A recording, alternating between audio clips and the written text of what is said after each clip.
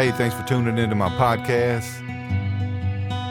This is Big Head on the Block, hosted by me, Tim Henderson, aka Big Head. Hey, welcome back to Big Head on the Block. Today we got a special guest. We got a retired captain from the Baton Rouge City Police Department, Candy Graham. Welcome, Candy. Well, thank you, Tim. Pleasure to be here. So today we want to focus a little bit on what it was like. I don't know exactly when you started work with BRPD, but we're going to talk about that. And you don't have to tell us your age, but you're going to have to give us the era that you started in. So what we want to find out is this. We want to find out, in a male-dominated profession, how you became interested in becoming a police officer. So tell us what you were doing before you came to Baton Rouge City Police Department, and kind of give us an idea on where your life was at the time and what prompted you to come to BRPD. All right. Well, started out, I was living in Tulsa with my family, of course. And when I had a couple of cousins, and both of them became police officers. And they'd come by the house. And I remember thinking, boy, I wish if I had been born a boy, I could be a policeman. And never gave it a second thought, because there were none on the Tulsa or most police departments back in the 60s. So my interest was kind of always there. I always wanted to take up for the underdog, the kids that were getting bullied. I would, get them off of the other kids, and I wasn't afraid to fight at all.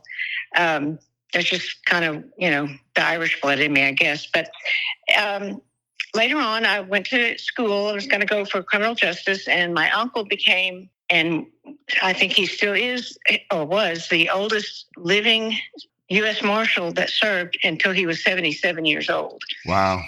And that was in Muskogee, Oklahoma. His name was Lawrence Beard. And he's a great man. Anyway, he would ask me when I'd go to college, come home on the weekends, he would ask me if I wanted to do a prisoner run with him from McAllister. So I said, yeah. I mean, it was like $18, and that was about $100 back then. So that really piqued my interest. And I went on to school and really was, just kind of ready to work. And a friend of mine's dad was a captain at the Oklahoma City Police Department in the communications. So I applied for that and got the job and trained and loved it. And at the time, though, I was too short and my eye vision was not corrected enough to become a police officer. So I kind of wrote that off and just did the dispatcher thing for about 6 or 7 years there. All right, let's stop there. Let me go back just a second. So the United States Marshal, he would pay you a salary or a fee, if you will, to go transport prisoners with him. So that's how you got involved in that process? Yes. He was my uncle. And he knew that I would love to do that. And he was absolutely 100% right. Yeah, that's amazing, man. I would have loved to have done that also. That's a unique experience for a young person. All right, so let's get back to it. You're in college now. You said you were a dispatcher and you were going to focus on that? Yes, and because the limitations, like back then, you had to be 5'2" and 20 something, almost perfect vision without correction to get on. And either of those were me. So I just was satisfied being a dispatcher, and I loved every bit of it. And then eventually I moved to Louisiana. I had a sister there, and kind of started all over again from there. I decided I wasn't going to go back into law enforcement. And so I was working like 3 jobs, had my little boy with me, and I couldn't find anything that was paying money like dispatchers or what I was used to. And, it was little jobs. And then I was working at a Circle K, and I decided then that civilian life wasn't for me. So I applied as a dispatcher for the sheriff's department and got hired and was there for a couple of years. And then when you say sheriff department, you talking about East Baton Rouge Parish Sheriff Department? Yes. Okay, because we got people that listen all over the country and some internationally. So I just like to clarify that. Yes, yeah, East Baton Rouge. And honestly, it was great, but I was really kind of curious as to why they didn't have the same communications and, I guess, information available that we had here in Oklahoma City. But I just did whatever they told me to do. We were still using the ticker tape in Oklahoma City for the teletype, and that's kind of what they had at the sheriff's office. Yeah, that's some back in the day stuff. The teletype for those out there listening. Even when I was a young cop, when I started in '90, the teletype would come across as opposed to getting information like on an email or on a computer system. Teletype was something that would just print paper and it would randomly come across, like if somebody was wanted in Texas, you might get a teletype. So you actually had to pay attention to the printer because it would print out these big green and white pieces of paper. At least that's where I was at.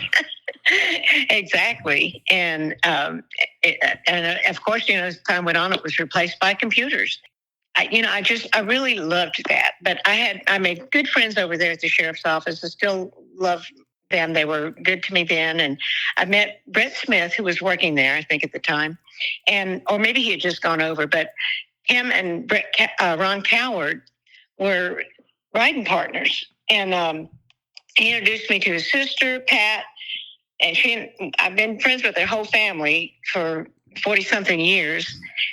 And so that's kind of how all it started. And then they started to woo me to go work for the Baton Rouge Police Department. And I was afraid that I couldn't pass any of the tests and all that. And they said, oh, yes, you can. Just come on and apply. So I did and got the job and started on January 11th, 1982. And it was great. 1982. So what year did you retire? I retired in 2013. 1982 to 2013. That's a big, long career. And I'll say this to the listeners out here. One of the reasons I wanted to talk to Candy is because I got to know, usually the younger people don't really know the rank that much. And you don't have the ability to really associate or affiliate with them just because of the nature of the years. They have a different responsibility. But I got to meet her because I was friends with Jerry Bloom, who's been on my podcast before. I got to meet her and talk to her kind of in an informal lunch type environment on occasion. And I got to know her because she became the assistant district commander at 2nd District where I was stationed. And I found I was really happy when you got stationed there, first of all. And thank you. You had a good reputation, and we kind of needed some peace over there. We needed somebody, that had a good calming effect, and you made our job more pleasant. Just FYI, we've never had thank you. Yeah, we've never had that conversation, but it was nice to have somebody there that understood police work, that understood the dynamics of interactions with people, because a lot of times people at your rank, they don't really still blend in well with the younger people because, like I said, they have an administrative mindset and a different agenda, but you made coming to work pleasant. So for that, we'll always be thankful. Oh, thank you, Tim. I appreciate that. The thing is, they didn't really prepare us as we moved up in ranks like they did years ago with giving you a class on what your responsibilities would be as you were promoted. And so I didn't have a lot of training on what to do, particularly in uniform patrol, because I had not been in there for many, many years. But I think what I relied on so heavily was the knowledge of you guys that were seasoned and had been there and knew everything much better there than I did. And so I don't know what I would have done without y'all helping me, because you made me look good. Yeah, I trusted you. Yeah, and we appreciate that. I'll say they don't really do a good job of transitioning people from the patrol or from detectives to the administrative portion of it, which is the supervision part. And they have classes now, but the classes aren't really that good. There should be some type of mentorship that goes on as you are advancing in ranks, because you literally have to figure it out yourself. And everybody has different personalities.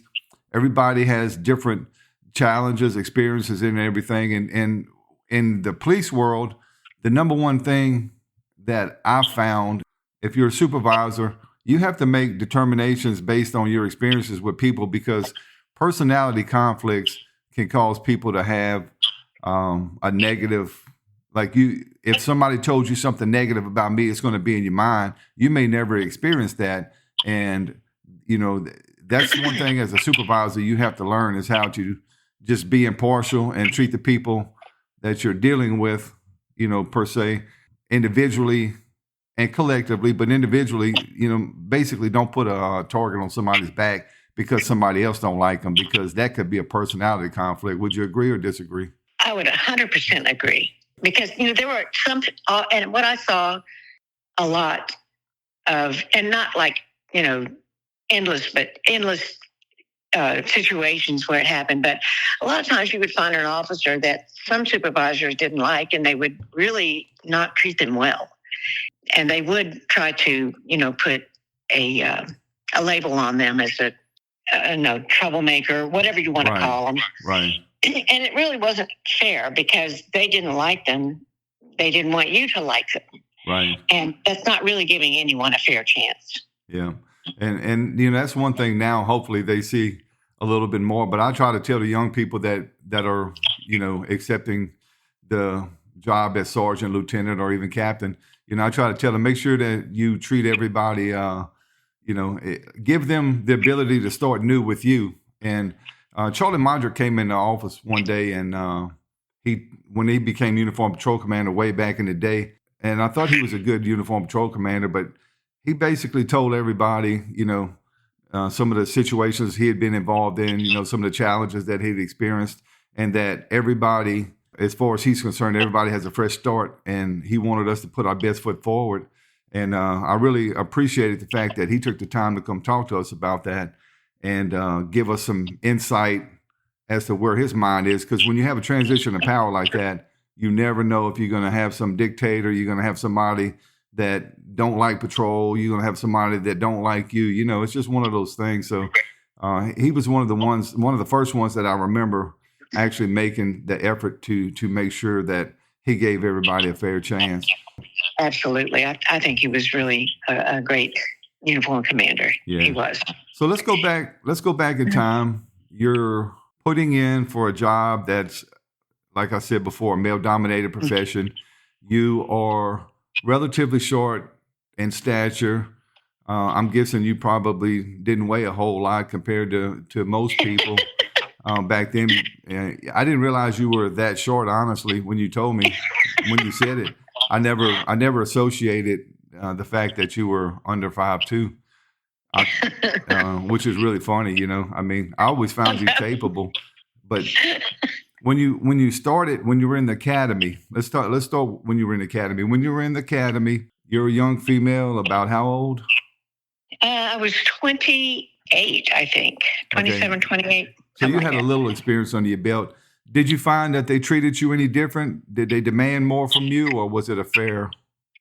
No, my class was we had so many good people in our class, and a few of us were struggling with the running part. I'd never run a day in my life, and but they would a couple of the guys would get in front of us, a couple of guys, I think James Kurtz was one of them, and Andy Krause, and just so many good people. And they would keep us entertained and make us keep running, because we only had to run I think a mile. But that was a huge deal when you'd never run anything, Yeah, miles a long way. Oh, yeah. And now they do 5 miles, 8 miles. Yeah, but we always helped each other.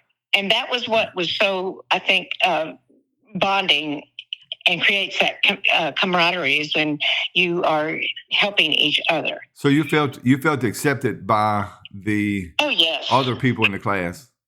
Absolutely. What about other females? Were you by yourself, or did you have multiple females? Oh, we had, I think, one of the largest beginning female candidates in our academy, and we didn't graduate all of them, but there was a lot of us, and we were, I don't know, we just all kind of gelled. We were all in this together. As you progressed, obviously you passed the test because you came out. Now, Baton Rouge, for all those listening, at the time, and this recently changed under the previous administration, not T.J. Morris, the current chief, but the previous chief, they changed our promotional system. But back when you and I were there, actually, I was the first one who had to go through the process of being interviewed for lieutenant. So it changed right as I was about to leave. But years ago, it was a promotional based system based on seniority. So if you passed the test, and you stayed long enough, you would get the opportunity to be the supervisor. Which was a terrible plan. Well, I mean, I understand why they did it, right? Seniority and all that, but when I started out at Oklahoma City, and just going back that for a reference, you didn't have to wait years to become a sergeant. If you were competent and you were found to be a good leader, they would interview you. Several officers, captains, and whatever would interview you, and they would choose the one that they felt like was the best person for the job. Yeah, right. Well, and look, I worked for EBR Sheriff Department also, and I'll say this: there's really no good way, because you got the good old boy system that's going to promote friends over that's true people that are excellent. I felt like the system in place, although there was a lot of people, you and I both can probably name 20 or 30 people that didn't need to be supervisors, but we'll leave that for a different podcast. But seniority allowed them to become supervisors, but the built-in factor that we had is if they didn't do the job right, they had a year probation, they could be busted back down to the rank that they were, which would have been a corporal. So they did have some safeguards in place, but there's really no good, in my opinion, there's really no good promotional system, because people are going to be overlooked if you don't do it on a seniority-based system. And like I said, they had a lot of faulty people that became supervisors. I mean, some of them, honestly, they was dumb as a rock. But it is what it is. Luckily, I didn't have to work for a lot of them, but I did work for a couple of them. After you got out the academy, where were you stationed? I went to 2nd District, and which I loved. And I think what they did was they did like a 6-month. They sent you to 2nd District first, or that's where they sent several of us. Right. And then I think it was 6 months. I loved Highland Road. I'm telling you, I quickly found out how to use all the shortcuts and get around there, because I didn't know anything about Baton Rouge when I moved there. I knew how to get on Florida Boulevard and go to work and back home. Right. That was about as much as I knew. And now I got moved to 1st District. And again, I think they were just like swapping us around for whatever reason. And so I was there for a little while. Well, for several years. And did you work day shift, night shift, or what?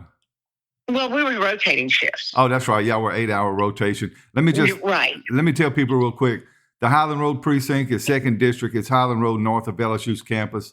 And it's a predominantly known drug, high crime area. But when she moved to 1st District, which is at Plank and Evangeline, she actually went into a little more volatile area. So that was an area where you were challenged every day in some capacity, just responding to calls. Even if you didn't do proactive work, you were going to be sent to calls that could be physically demanding. So when you were on patrol, did you find that when you were in these situations that the male officers accepted you, or did they think of you as a female less capable? And, I'm just trying to see the mindset. Personally, I never felt any resentment or any negative from the officers that I worked with. I didn't. I mean, there might be personality clashes, but it wasn't usually for that. Yeah, that's shift politics. Yeah, that happens everywhere all the time. It does. And you just keep going. And, I knew I was small, but I was also extremely strong, always was my entire life. So I knew that, I could do things that could help get a guy down to the ground if I needed to. Right. And so I would do it the best way I could, which was, leverage. And you would have been the perfect person. We would have used you as a resource, right? If we needed to get over an 8-foot fence, you short and light, so you're the easiest one to prop up and send over. Exactly. Hey, I did whatever I was told to do, I just did. Yeah. And I will tell you that some of the older guys, because it was a pretty rough area, I didn't really understand because I wasn't from Louisiana or Baton Rouge at the time. I was new to Baton Rouge. So I didn't really know. I'd heard the worst things about 1st District, but didn't really understand them that well. And I'll never forget one time we had our I think it was our corporal and a couple of officers, big officers, and we were going into a club on Plank Road about a man with a gun. And our corporal told us, the females that were up there, because there was a whole lot of us. They called us the Cat Patrol. Because there were so many females on our ship. I think there was like 8 of us. Dang. And it was pretty cool. But I'll never forget this. And I was very happy. But one of our supervisors said, "Y'all girls, stay behind us. We don't want you to get in the middle of it." And I was kind of like, hey, he knows better than I know. And I did not take offense to that. Some people would. Right. I did not take offense to that because I figured, you know what? He knows what he's talking about, and I'm going to listen, and I'm going to be the eyes and ears behind him, right. And do whatever. If I have to do something, then I'll jump in with him. But I did appreciate that. And I know a lot of people think, oh, that's sexist and all that. But you know what? I appreciated them being honest with us. Yeah. And look, that was a different time and era. People judge things now based on their perception of what's occurring today. But back then, it was still the men of the force still had that mantra where we're going to protect the females. And they did. They felt like it was better. I mean, somebody got to guard the perimeter or guard the rear. So I'm glad that you told me you didn't get offended by that, because I know 100% if I told somebody that today, I actually wouldn't say it, because it would. I've never been in a position where I had to say anything like that. But if I would have been going into a volatile area in that era, I would have at least told you. If I didn't tell you to stay back, I would have at least told you to stay close, right? Right. But exactly. It's good that you didn't get offended, and I'm sure that helped. With the bonding that y'all weren't throwing the sexist stuff up in their face all the time. So kudos to you for that. So how'd that turn out? It was great. And I learned so much. How'd that incident turn out? Well, it was fine. I mean, they didn't find anyone with a gun. Everything was cool. But you know what? They were wanting to make sure. And I understood why they did that, because men, at least the men back then, and still a lot of men today, still feel compelled to protect women. Yeah. And that was really, I think that's what made us work so hard, to be strong and to be alert, because we didn't want them to feel like they had to protect us. Yeah. But we didn't turn it down. If if someone was trying to protect me, I certainly wouldn't say, "Oh, don't do that." Yeah. Y'all probably had the mindset where you wanted to be an asset as opposed to a liability. And look, no matter what people think now that's going to be here in this podcast, we're talking about a lot of years ago, and the cultures were different. There were more stay-at-home mothers. There were more people that were at home, definitely females weren't choosing to be cops in mass quantity. Now it's different. And look, there's a lot of capable female cops out there. And I don't differentiate between male and female, because if you're there, I expect you to do the job. If for some reason you don't perform, then we'll discuss it then. But I've had males that I've had to get on to for not engaging in physical activity. So you felt accepted. Did you, as a female cop, because cops in general, we got bad reputations, but as far as we have a high divorce rate and all kind of other stuff. Did you have any problems with other cops hitting on you, or the citizens? Because the citizens, if you're an attractive female cop, they usually give you cat calls or say stuff like that. Did you experience any of that? Well, it's funny because generally speaking, I really had a great rapport with just about everybody. There was, I think, only one time that I had to, maybe two in my whole career, that I had to complain loudly, because the advances were made in public. And they certainly would have been in private, because I would not be in private with that person. Right. And it got to the point where even telling them to don't touch me fell on deaf ears. And I ended up having to make a complaint, because the fella had kind of been trying to push the limits. Push the limits since I was at the sheriff's office. And it carried over when I became a police officer at the city police. And it finally ended up, I just about had enough. I had enough and I had a guy that witnessed him putting his hands on me again. And I made my complaint to the chief, and I started not just from that complaint, but from when I worked at the sheriff's office when it first began. So he would understand this had been going on for about 6 or 7 years. Yeah, that's that's commendable. I have no problem with you doing that, because once you tell somebody and they don't listen, then hey, it's on them at that point in time. You've given them every opportunity to correct their behavior, and other than slapping them in their mouth, you did what you had to do at the time, and Right. it probably, because I wasn't too, I started in 1990, but I was around, and I was in high school in that era that you're talking about. But Right. I think that if you wouldn't have done it, that it would have continued, and that maybe it would have labeled you a little bit more throughout the department. So I think you probably did what was necessary at the time. So what about? Yes, go ahead. Yep. No. What about the citizens? Did you ever get the, hey, can you arrest me kind of deal? Oh yeah. And I just laughed with them, and they'd say things like, "Oh, I didn't think you were a cop." If I was in like plain clothes or whatever, Right. and they'd say, "Oh, I want you to arrest me." I said, "Yeah, it's all fun and games until the cuffs go on, and That's then you right. wouldn't be Yeah. liking me too much, I'm not just a And- pretty face. I can put you in your place. Exactly. There's always somebody, because we were kind of, I don't know what the word is. We were kind of a novelty. Right. That's So- right. That's a good word. That's a good way to describe it. Y'all were a novelty back then. Right. But we were serious about it, Yeah. We were serious about our work. And one thing I found out really quick was that, everyone, when they become a cop, I really do truly think that for most people who go the long haul are called to be police officers, not just wanting a job. Right. And every cop who becomes a cop, just about every one of them, when they ask them, why do you want to be a police officer? The most common reason is to make a difference. Yeah. And you think that nobody else thinks like you, but we all think that same thing. And that's usually all of our answers when we're interviewing.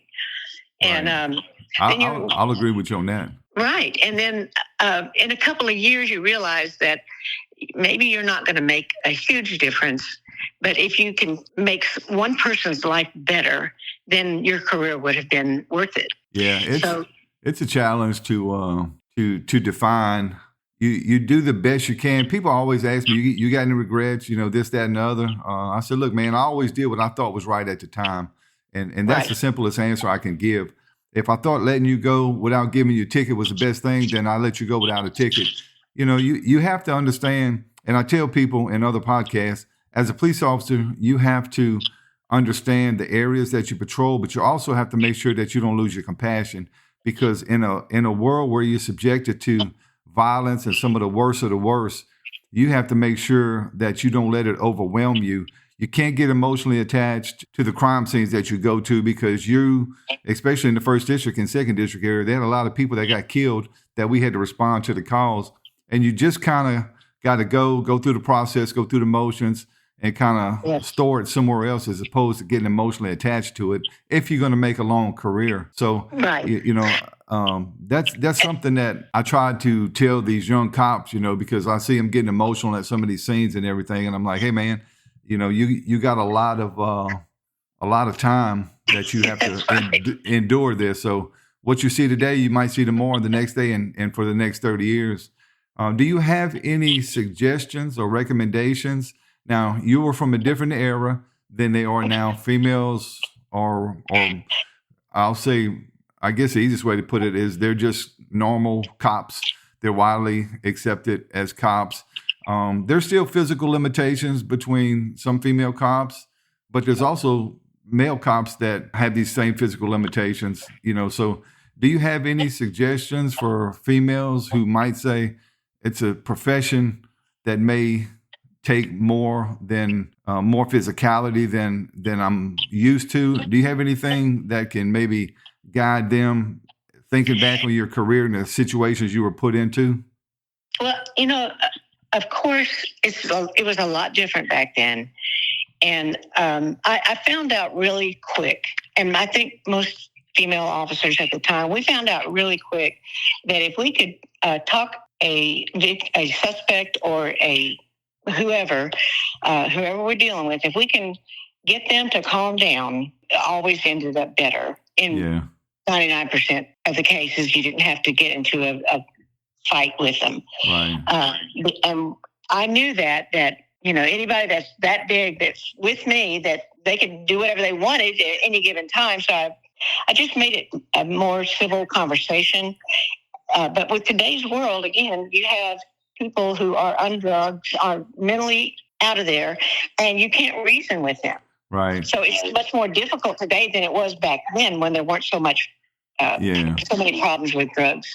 But one time, and I'm going to address that emotional thing. The first time I went on a deceased person, Charles Weldon was my training partner. He was hilarious. And we went on a deceased person, and I think it was on North Street, or it must have been North Boulevard, a big two-story house on North Boulevard. And the family, the Momo had passed away, and everybody in the house was crying.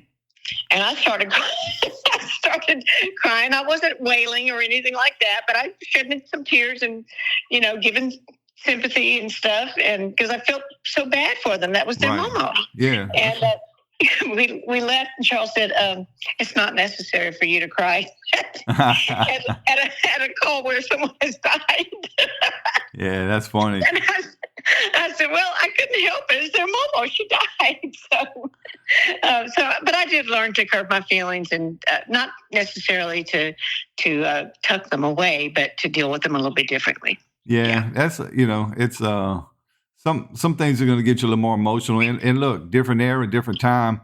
Referencing the guys that you talked down as opposed to fighting them, there was still a culture where men didn't hit women back then. So that gave you an advantage also, where nowadays they don't care. They'll hit anybody because a cop's just looked at as a cop. They don't differentiate male from female. But the emotional part of it, I can see that being a problem that you had to address. And as you become more experienced with it, then you understand the dynamics. But, the first time or second time or whatever, you see somebody in that capacity and everybody else is emotional, I can see that would have been something that you had to kind of figure out how to manage. Exactly. And I did, and, you have to understand that there's sometimes a lot of craziness going on when there's a death. And so you have to be more really in tune with everything in your surroundings and be very aware of everything happening, because sometimes people do, ridiculous things out of grief. Yeah, so, they do. There's many times I've had to, and as an officer, you have got to understand the dynamics of the scene that you're at. And there were many times you might have had to do it too, that we've had to stop mothers or whatever, say their kid was shot and they were dead in the middle of the street.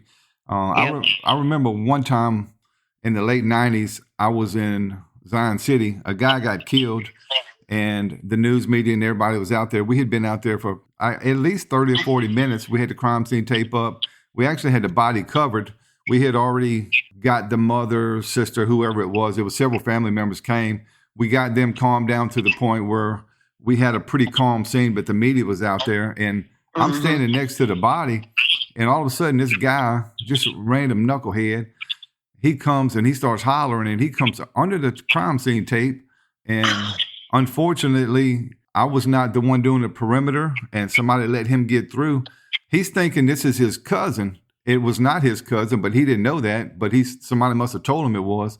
I literally, you see me on the news, and I really didn't have no option. I wound up stepping over the body to stop him because, like I said, I wasn't doing perimeter security. But when I saw the news, I'm like, man, I did step over that body, but it was something where it was unpredictable, and it was the only way to stop him from touching the body, because he was going to lift that tarp up or whatever we had on top of him at the time. So, there's a lot of wild and wacky things that happen at these crime scenes. So to the young 18, 19, 20-year-old girls, when you reflect on your career, can you say, hey, this is why I would choose this job again, and we need more females like y'all entering the workforce? Can you give them some inspiration and tell them, what you think about your career path, and how it turned out? It's very different these days, but still, we still need good and great cops, both men and women.